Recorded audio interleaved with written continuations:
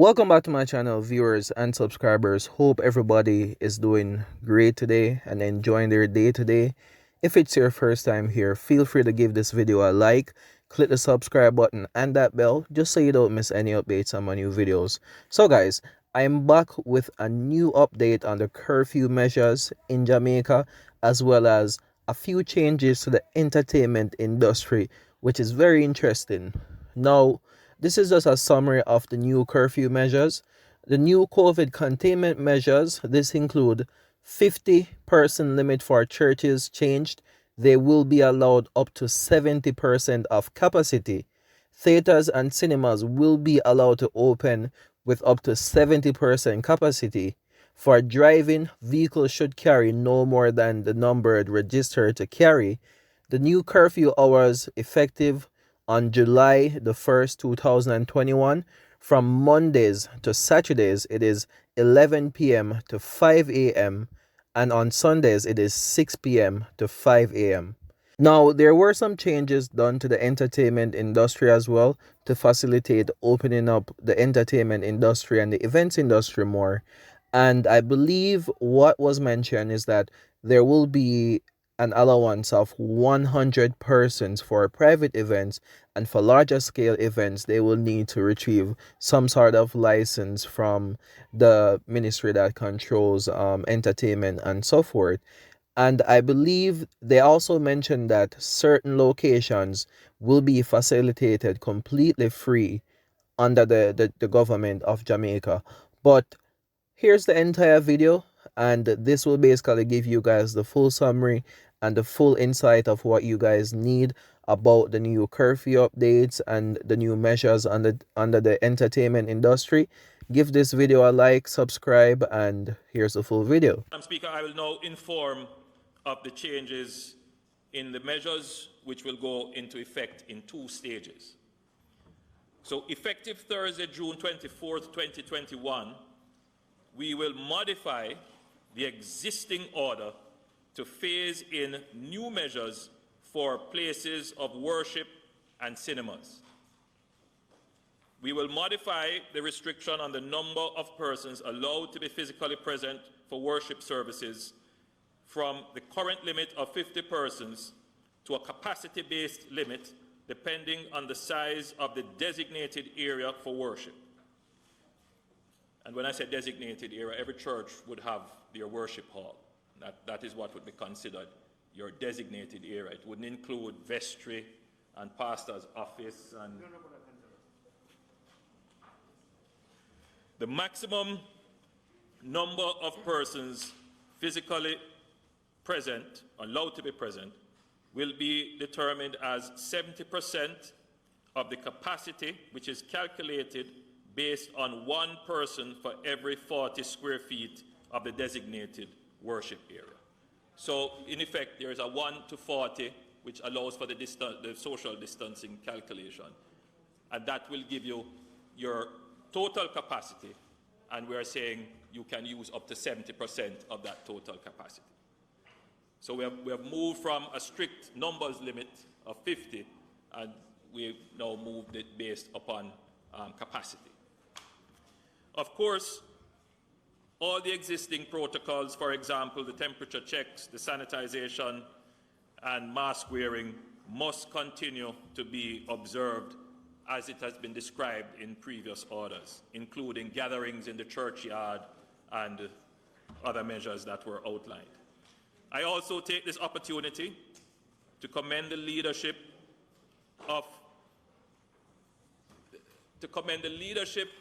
and membership of places of worship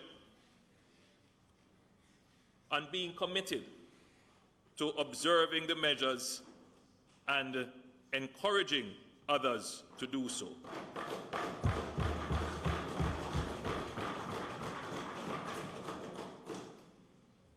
Madam Speaker, not all churches have been observant of the protocols. And I want to just pause to just highlight a former member of this House sent me a note, and he said, Prime Minister, I'm at a funeral right now, 200 persons are in the church. He said, granted, the body is not in the church. He said, everyone is wearing masks, but no one is social distancing. He said, on his way to the church, he passed another 100 persons at the graveside. So they have split the attendance at the church. And I raise the issue because, Madam Speaker, I know that the society is trying. They are trying. They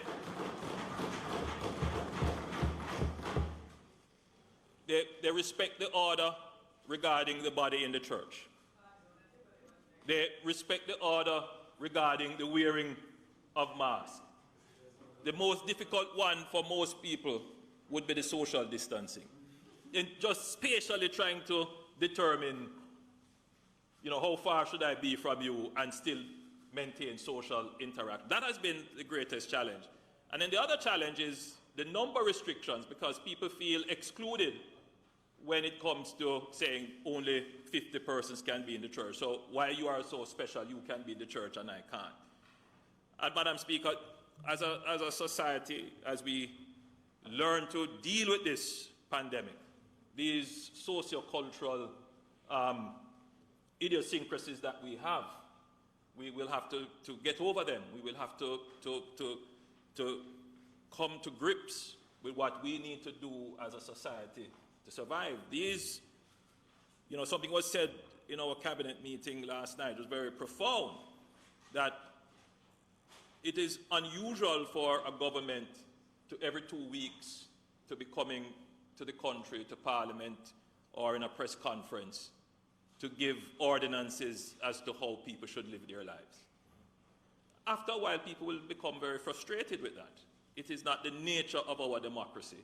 And from the start of this, Madam Speaker, I'm very, very cognizant of that fact, that people will try to comply when they understand that there is a danger. But there comes a point where people start to calculate the risk for themselves and not take the government's calculation of risk. And when that happens, no matter what ordinance you make, compliance will be low. So we have to just, in managing the pandemic, also manage that dynamic. This government is not trying to tell people how to live day by day. And we understand that there are difficulties for persons to comply. There are some things, however, that we cannot compromise on. For example, Madam Speaker, the curfews have been very effective in limiting movements generally. So we try to ensure that those compliance points and enforcement points are targeted. Things like the wearing of masks, I think that measure is a highly effective measure, and we will target enforcement of that. We will obviously enforce everything, but the police will act with due care and consideration, because we don't want to turn the people against the measures that are designed to protect them. So we are having a conversation always with the people. Compliance is in your best interest.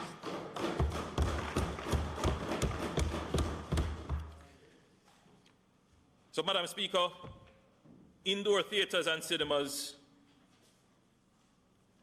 will be allowed to open with the same size-based capacity limitation, slightly different in how it is phrased: 1 person for every 40 square feet, or 70% of seated capacity, whichever is low.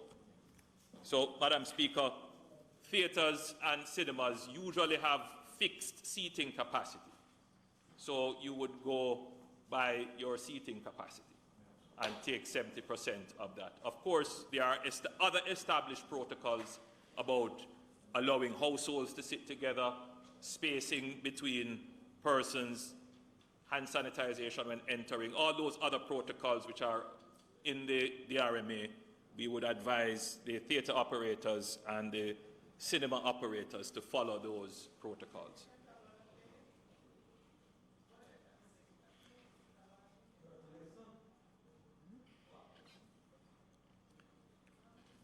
The member raised a question, and I'm going to just depart from my script very quickly, because I find that whenever we announce these measures, logic is questioned.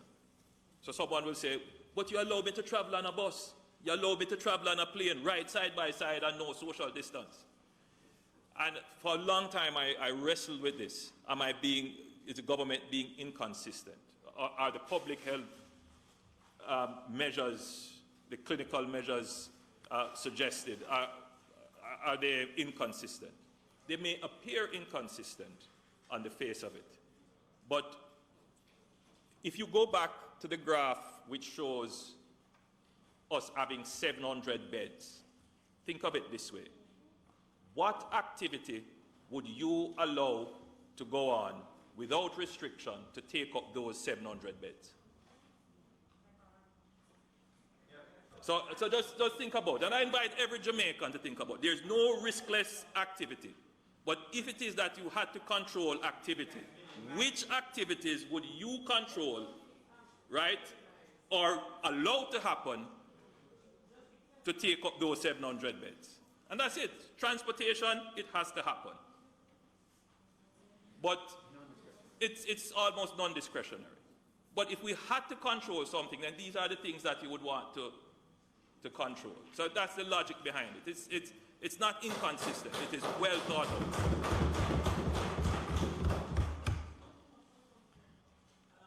So for drive-in cinemas, we will remove the existing capacity limitation under the number of vehicles, but instead require that the maximum number of persons in any vehicle should not exceed the number permitted to be in the vehicle under the registration. So for vehicles that are registered to carry more than 7 persons, the maximum allowed will be 8. A vehicle designed to accommodate no more, a vehicle designed to accommodate no more than 15 persons shall be the largest vehicle permitted. So if your vehicle is registered for 5, only 5. If your vehicle is registered for 7, only 7. If you have a 30-seater coaster bus, only 8. And the largest vehicle that can come into the drive-in is one that is registered to accommodate no more than 15 persons. All right? So that's the control we have put on cinemas. And I think these controls are, you're not likely to see a coaster bus going to a drive-in. It's not likely. It could happen, but not likely. So theaters, indoor and drive-in cinemas must all strictly adhere to the established protocols. Now, Madam Speaker, so you will understand the phasing that we have done. We allowed first rivers and beaches, and then we phased in churches and cinemas. And the churches and cinemas and drive-in, as I've said before, we will amend the current order for the 24th of June. Madam Speaker, the other broader changes will take effect on July 1, 2021. Curfew hours. Effective July 1, 2021, the curfew will begin at 11 p.m. on Monday to Saturday and 6 p.m. on Sunday and end at 5 a.m. the next morning until August 11, 2021. So, Madam Speaker, the curfew hours have been reduced. We're moving from 9 to 11, Monday to Saturday. And on Sundays, we move from, 2 to 6. And all curfews end 5 a.m. the following day. And this will go on until August 11, 2021.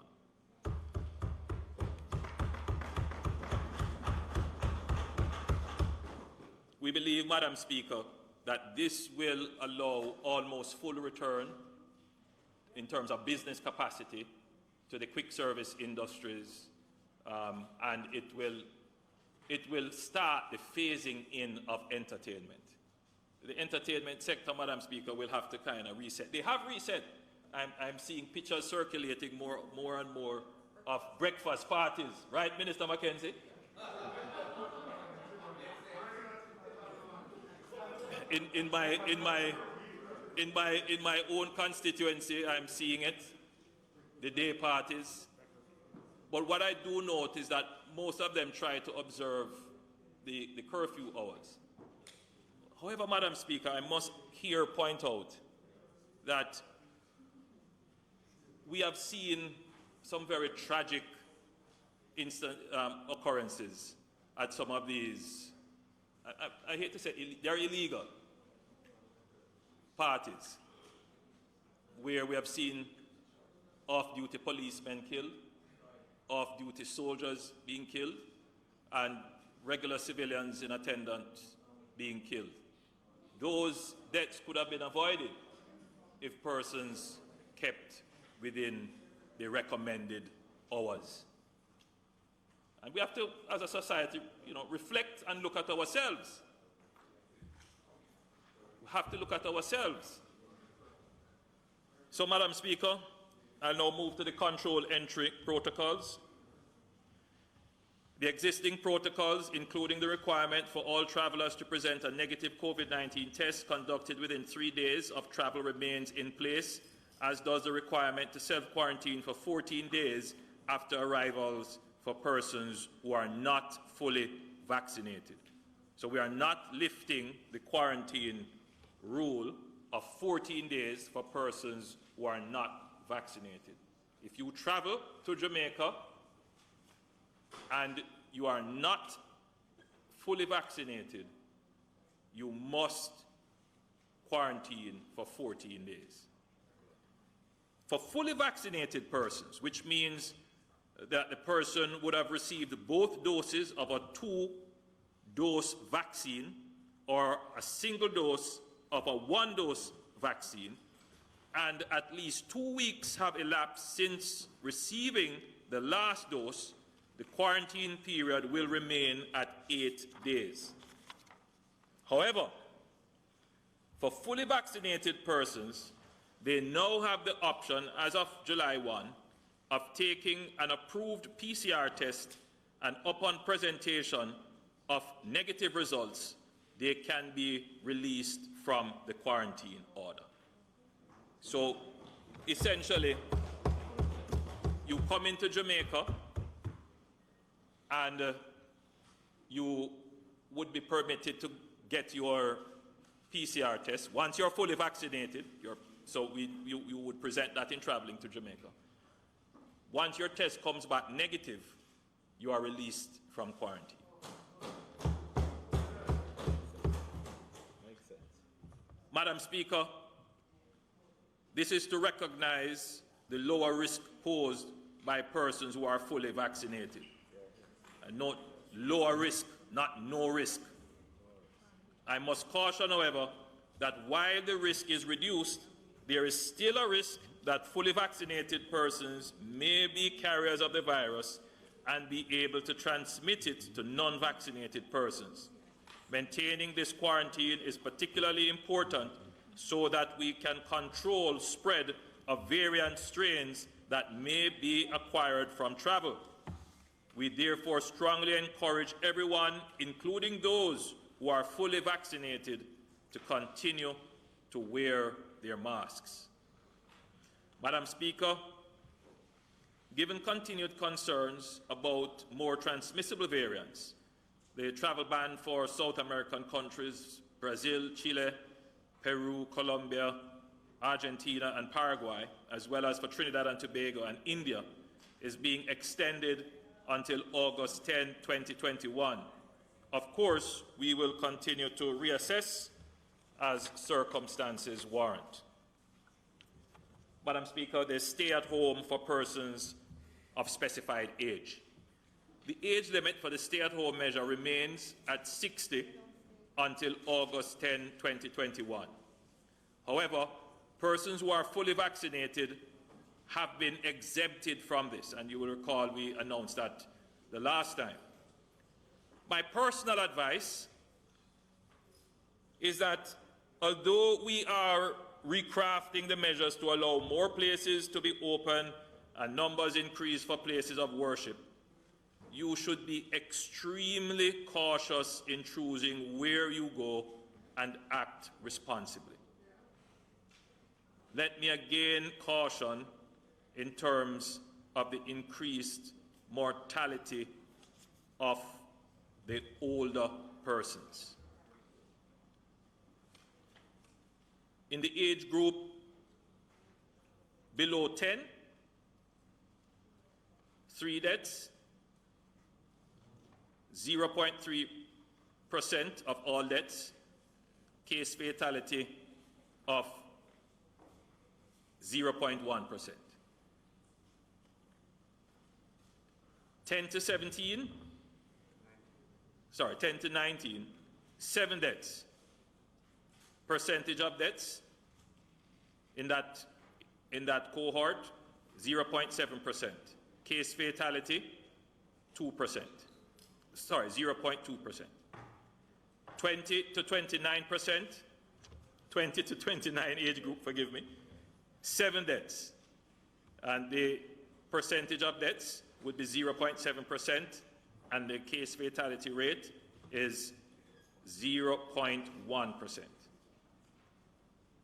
For the 30 to 39 age group, we have seen 37 deaths.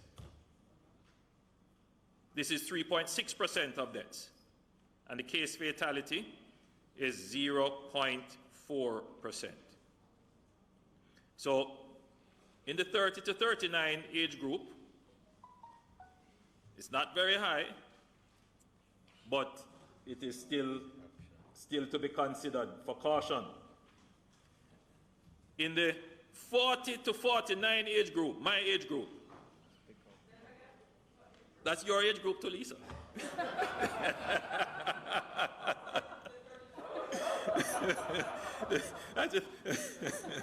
That's a 40 to 49 age group. 75 persons have died. That's a 7.3% of the death. That's a 1% case fatality. So we all have to be very cautious.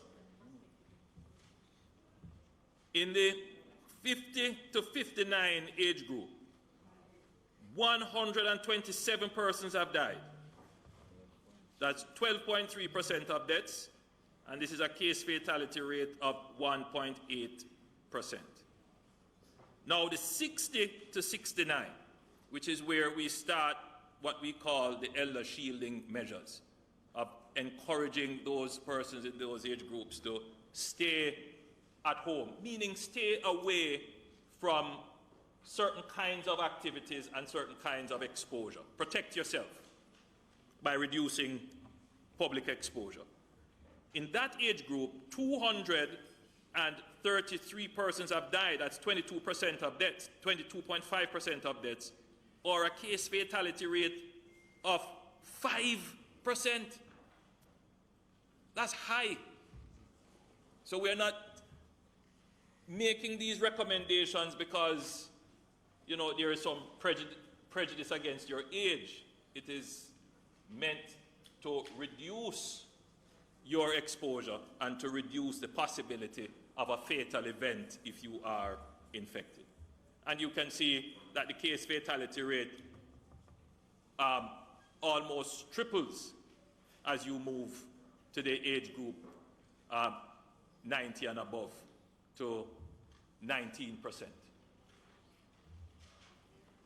So I'm pointing it out, Madam Speaker, that although we are saying persons who are fully vaccinated, you can go out 60 and over. We are giving more numbers in churches. We are allowing events and so forth. We still recommend that you do so with caution. If you don't have to go, don't go. Madam Speaker, work from home. The existing work from home directive in the public sector is being extended until August 10, 2021. Therefore, only persons who work in critical service delivery and perform job functions that require them to be at the physical location should be required to be at the office or business place or workplace. At this time, we are focusing on vaccination of the elderly as well as teachers, healthcare and security personnel, but will shift our focus as soon as we can to the wider public sector. We would then plan to lift the work from home directive at that time. So, Madam Speaker, we will hold the work from home for now.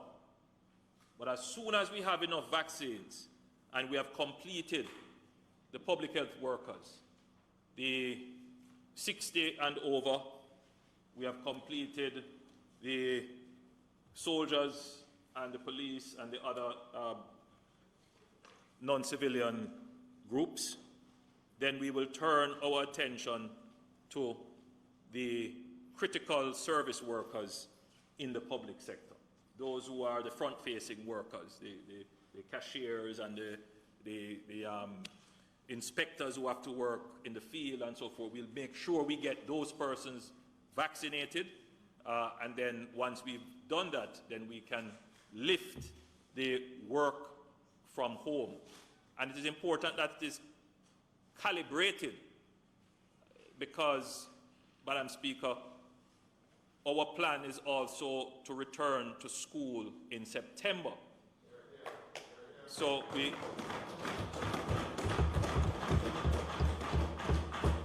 the two measures would have to be coordinated because, Madam Speaker, we couldn't have children precisely. Madam Speaker, funeral services and burial. We appreciate the tremendous emotional strain that the inability to have funeral services for their dearly departed loved ones has caused the population. I get many letters and calls, and I want the persons who have written to me, even though I'm not able to respond to all of them, to know that, yes, we have read all the letters that come. I want to thank the Jamaican people for their patience and understanding. So effective July 1, 2020, funeral services will be allowed with a maximum of 30 persons present inside the church or other place of worship or a funeral home. This maximum limit of 30 persons includes the mourners as well as clergy and any support personnel. So let me spend a little time to address this. Some person said it was semantics between a funeral and a memorial service. When we adjusted the measures, we were very clear in saying that when the body is present within the church, it is likely that, for example, at viewings, that it may evoke certain emotions and certain behaviors that could become a higher risk. And it may actually be very difficult for the church to enforce the protocols for services. And so we decided that you would not be able to say, as in Jamaica, to church the body, bring the body into the church. But you could go ahead and have a memorial, a Thanksgiving service, as would be any kind of service. And I believe that most churches did that, understood that. And what would happen is that they would have some numbers in the church and then they would stream. I have attended some funerals either on Zoom or on YouTube or wherever, and there are persons in the church conducting the ceremony. But the body is not in the church. Now we are saying that the families who have been saying to us, listen, my father was a founding member of this church. His last wish and desire would be for him to be in this church that he built. And it really hurt my heart that I could not have approved it at some points in the past. I think we are at that still very delicate, but based upon the numbers, we could accede to those requests. And what we have said is that 30 persons, mourners, clergy, could be in the church with the body. And I think 30 is a reasonable number. We will have ADPEM doing spot checks to see how it is being followed, right? As I said earlier, some churches have 200 people there, and they say, we'll compensate by ensuring everybody wear masks. Nothing like that. Please observe the protocols. Have your immediate family members and extremely close friends of family, and we believe 30 is a good number to do that. For burials, we are increasing the maximum number of persons who may be present at the graveside from 15 to 30. This includes mourners as well as officiating clergy, gravediggers, and undertakers. As a reminder, burials will be allowed only on Mondays to Fridays. Having heard the pleas of stakeholders, which in this situation includes undertakers and bereaved families and loved ones, there will be an extension in the burial time. As of July 1, 2021, burials can be done during the hours 9 a.m. to 5 p.m. So we have increased it by 1 hour. Please be reminded that the time for conducting burials continues to be limited to 30 minutes. 30 minutes. So, Madam Speaker, I think we have reached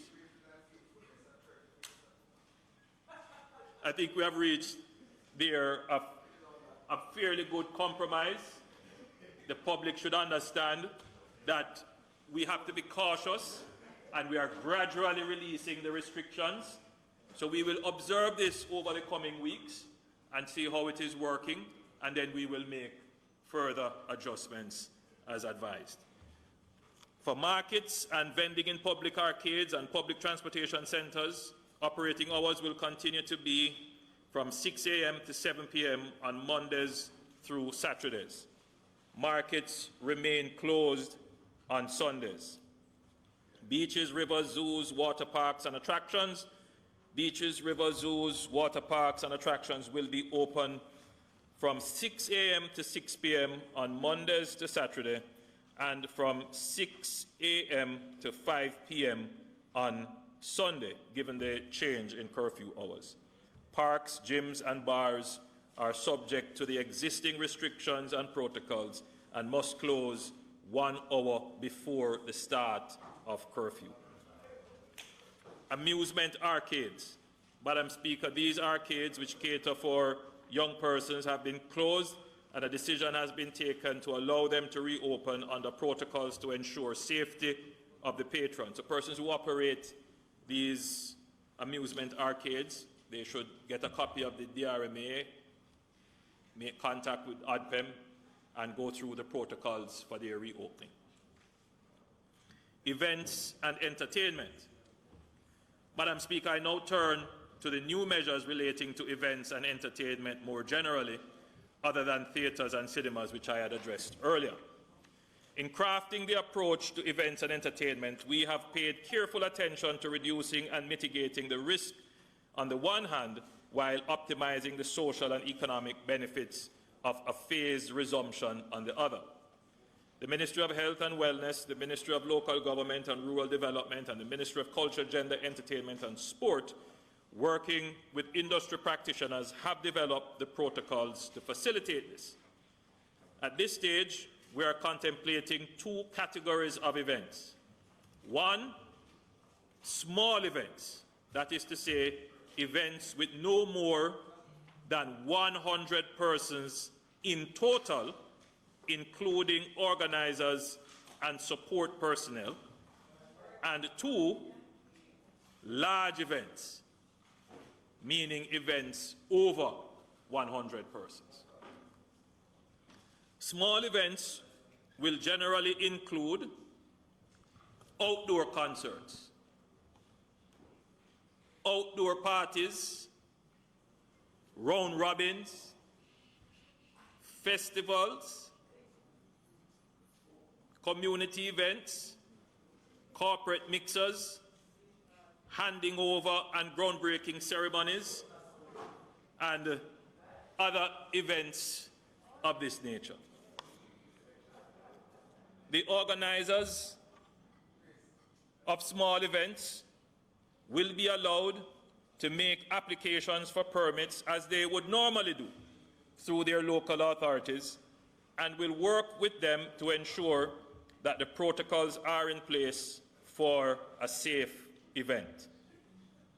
The municipal corporations have agreed to reduce the cost of applying for permits and licenses by 50%.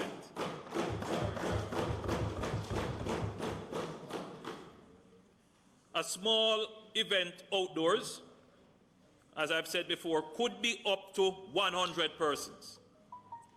For indoor events, meaning these events that are held in a covered area with a controlled entry, we have put a cap on the number of persons who can attend small events indoors.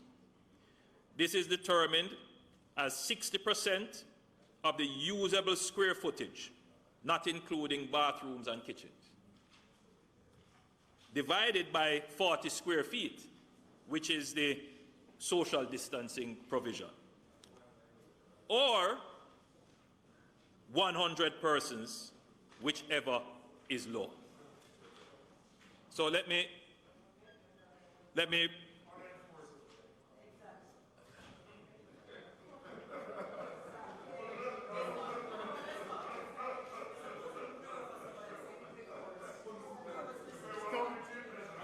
my friend opposite.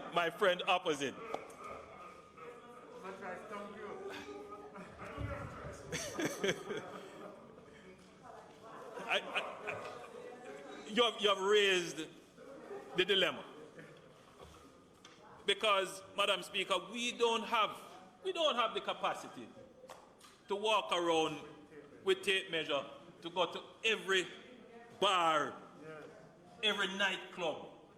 But you know what, member? Neither do we have the capacity to supervise every homicide that might take place. That's how the law works, is that you will go out and you will inspect and you will find those who are in breach. You won't find everyone, but whoever you find, we will prosecute. And I think that is the important point, member. Whoever we find in breach will be prosecuted. Now, if you want to take the risk, right, then what we have to do, Madam Speaker, is to increase the enforcement, increase the surveillance, and ensure that when we do go there, that we are very strong on enforcing these measures. So I agree with you, member. Obviously, there's nothing inside these 75 pages of what to do and what not to do that we can adequately police in every single instance. But we will do our surveillance. We will go in and prosecute those that we have found. So that's the answer to that question. Now, as I've said, the municipal corporation, in making their contribution to the support of the resumption of entertainment, cultural and creative activities, would be making a reduction in the licensing and permits fees. And I think that's a good gesture and one that the industry has welcomed. Madam Speaker, for public sector events, such as handing overs or groundbreaking, we have decided to maintain the maximum number at 50.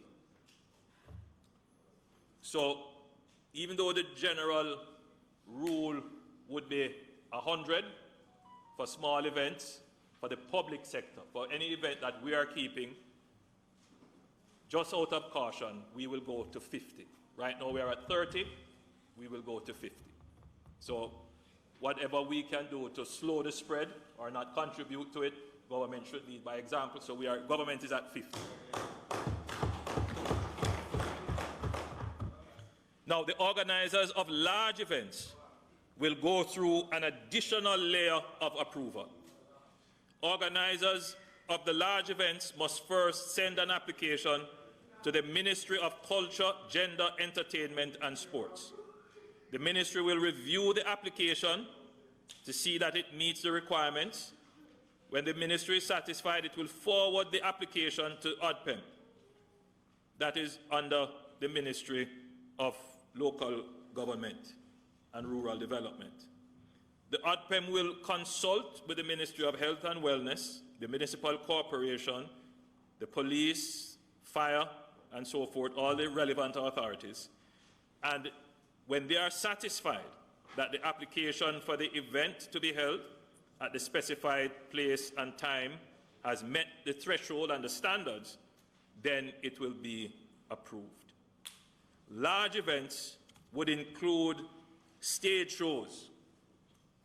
I don't want to encourage them, but I'm saying it includes stage shows, church conventions, conferences, crusades, festivals. You know those large events. Madam Speaker,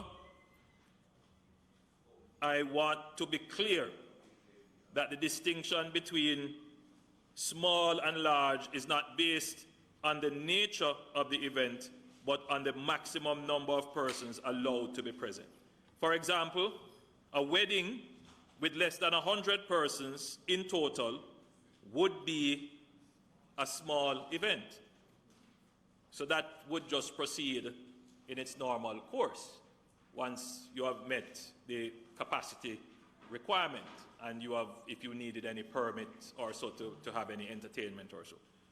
While one with more than 100 persons, you would need now to, first of all, go through this approval process through the Ministry of Gender, Culture, Entertainment and Sports. So you would apply, they would respond to you, so you want to do this very early. And some of the things they would want to know would be, would you have your COVID marshals in place? Are these COVID marshals trained? Do they know what to do? We would want to look at the place where it is being held. Does it have all the necessary requirements in place? And once we are satisfied, then we hand over to ODPEM, who would assist in ensuring that you are meeting the requirements and you go and have your event. So, Madam Speaker,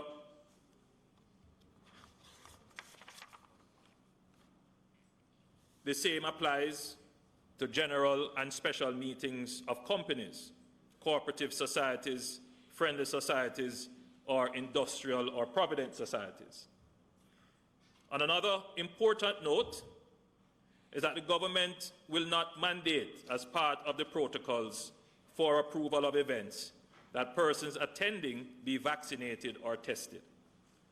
Madam Speaker, while such protocols would definitely reduce the risk, the shortage of vaccines and the cost associated with testing could result in a significant burden on the industry at this time. Let me hasten to add, however, that if private event holders wish to include such requirements to market their events, they are free to do so. Already we have persons saying, I want to put on an event, and it is only persons who are vaccinated. You can't get into this event unless you show your vaccination card. Persons are saying already they want to put on an event, and you have to test 3 days before. We are happy for that, and we would want more persons to do it. But in terms of putting it in the orders, we have not done so. Madam Speaker, in order to provide support to the sector in restarting, we are prepared to offer certain government-owned venues to the organizers of large events rent-free. So this is our contribution to the industry. We will waive the normal rental cost, and organizers would be required to cover only the operating costs such as utilities and security costs. The list of venues so far, Madam Speaker, includes facilities under the management of the Ministry of Culture, Gender, Entertainment and Sports, including the National Stadium Complex, the Trelawney Stadium, Fort Rocky, Fort Charles as part of the Port Royal Entertainment Zone, Civil, and the Ranny Williams Entertainment Center. So I hear Anna Lickleman think that. So, you know, these are large events that the government is providing the support to all levels of the sector. And the member opposite, my schoolmate, believe it or not. No, obviously not. The member from St. Catherine, your south, St. Catherine Eastern. No, we are very sensitive to this notion, small man, big man. I think, member, it's destructive to the country. It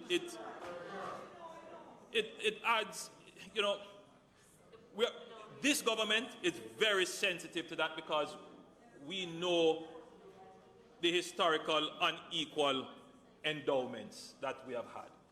And the objective of this government is to create policies always, believe me, member, always, to increase the endowments.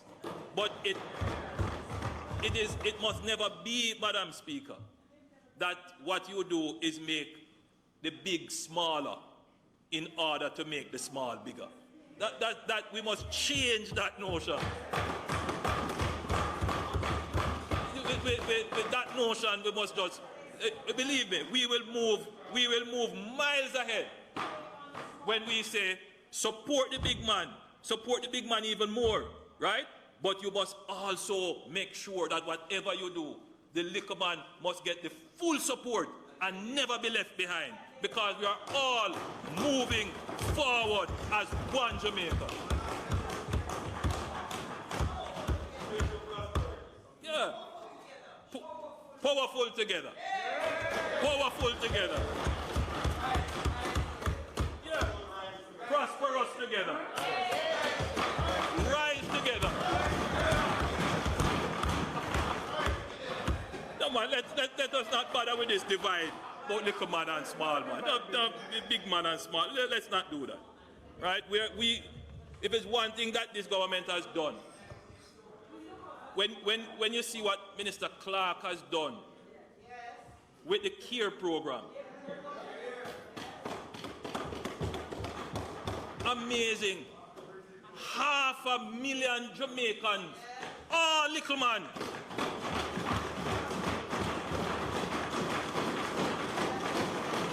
All little man. A CARE program of how much? 20 billion? $20 billion. Come on, man. Come on. So, just to repeat the facilities so far, we're working on others. All the facilities under the Ministry of Culture, Gender, Entertainment and Sports, which includes the National Stadium Complex and the Trelawney Stadium, Fort Rocky and Fort Charles as part of the Port Royal Entertainment Zone, Seville, and the Ranny Williams Entertainment Center. Those are available. Facilities under the management of the Port Authority of Jamaica, including the Falmouth Pier and the Port Royal Pier. Those would also be available.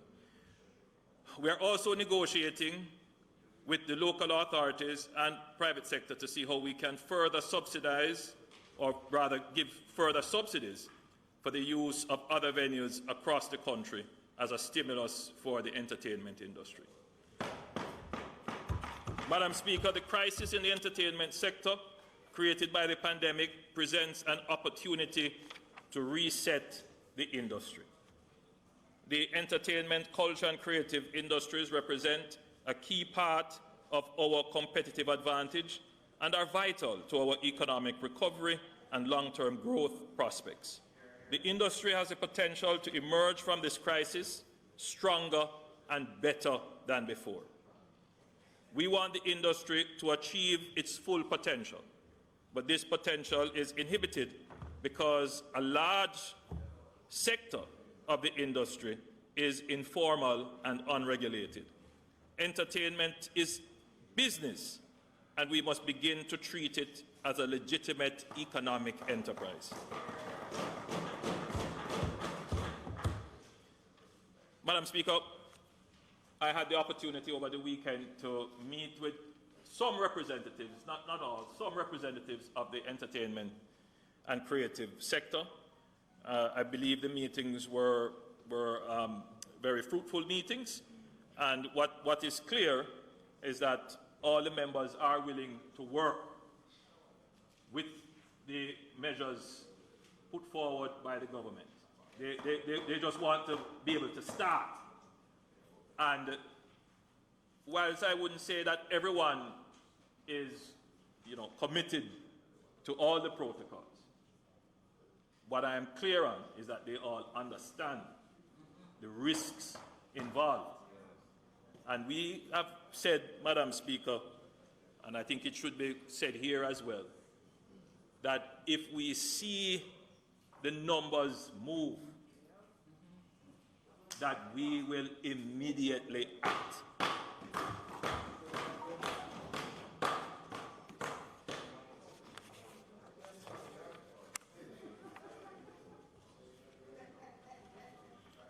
What has come out of this experience too, Madam Speaker, is that for the first time in a long time, we are having open discussions about some of the issues facing the industry and some of the issues of the industry. In other words, Madam Speaker, the whole business of night noise and how that should be managed. The whole business of how we organize entertainment so that the right to persons enjoying their property is not denied by the right of persons to having their own pursuit of happiness and enjoyment. So that means, Madam Speaker, that the physical planning and arrangement of your cities and townships must have space for entertainment. So we will build schools as a must, hospitals as a must, but we are not investing in theaters and performing arts centers and open spaces for people to have parties where they can park, have proper bathroom facilities, proper security, and proper food courts. These have to be planned in our cities and towns. So Madam Speaker, it's going to be a long process to change the culture of I want to disturb my neighbor because I'm feeling all right. It's going to be a long, long process. But I believe that what the pandemic has done is to give the opportunity for us to discuss how do we all live together as a society, respecting each other's rights. And what the entertainment sector would know from this administration is that we respect their rights and we are going to support them by financial support as much as we can. We're going to give them policy support and we're going to give them legislative support. We're going to recognize them as big business, as legitimate business, as economic enterprises, like any other economic enterprise, and give them the support. So, Madam Speaker, when we talk about the value of the culture, it is not just mouth talk. That the output that comes out from the industry has significant economic value, and we are not seeing the true potential of it, primarily because, Madam Speaker, the way how things are just organized now. And it was for me a very useful experience having the interface. And we give the commitment that we will be working much closer with the industry to make it a strong and vibrant pillar of the Jamaican economy. I have tasked the Ministry of Culture, Gender, Entertainment and Sports, the Ministry of Economic Growth and Job Creation, and the Ministry of Finance and the Public Service to commence discussions as to how we can support the industry to realize growth and development. The entertainment, culture, and creative industries must become an important item on our national agenda discussions. Madam Speaker, to signal the reopening of the entertainment sector as well as to demonstrate how a large event could be hosted with proper protocols, the government will be organizing a concert on July 1, 2021 at the Port Royal Cruise Terminal. This will be a fitting way to recognize and celebrate International Reggae Day. Further details will be announced by Minister Grange. In conclusion, Madam Speaker, I want every Jamaican to understand that the recrafted measures that we have announced are to enable many persons who have not had an income for several months to finally get a chance to return to work and to start providing for their families. The risk of a third wave remains ever present. Whether or not it materializes is up to every one of us. If we all take personal responsibility to observe the infection prevention and control protocols, that is wearing your mask, social distancing, hand sanitizing, stay at home if you are ill, that these measures, Madam Speaker, which have been proven to work, we can avoid a third wave. It has now been 15 months since the pandemic began. We have a lot more information on how the virus spreads and the protocols that are effective in reducing spread. Let us therefore not view the new measures as free for all. Let us commit to being responsible and diligent so that in the process of trying to preserve the livelihoods of so many who have not been able to earn a living since the pandemic began, we do not endanger lives. In trying to preserve the entertainment sector, let us not jeopardize the reopening of our schools in September. The stakes are high, and this is a risk we are all taking together as a country. Success is up to all of us. I thank you.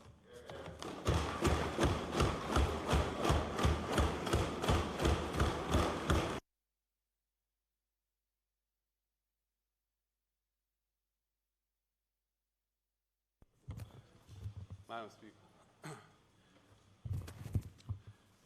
Prime Minister, thank you for your presentation.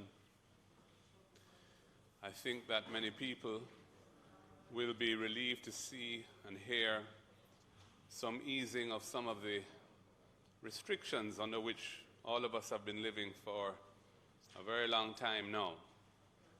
The adjustment of the curfew hours, I think it's effective July 1. I know many people will feel that that is overdue, but is very welcome. I want to say how much I appreciate the gestures that are being made towards the entertainment sector, which has been really very, very hard hit